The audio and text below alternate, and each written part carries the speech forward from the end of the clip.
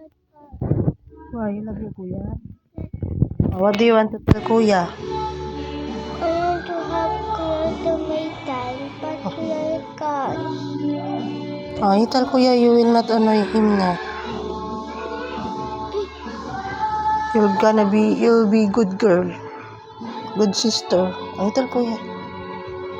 Mama, my kuya can't. Yeah, maybe kuya go to other family. What is my daddy? Huh?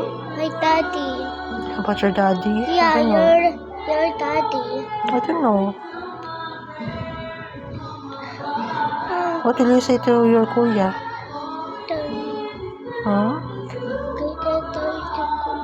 Because Kuya can't. and you're going to love kuya na? You're not going to fight to kuya? Are you sure? Can you say love you kuya? Thank you. Give kuya heart. Show your heart. So small naman. You give a big heart. Like that. Kuya.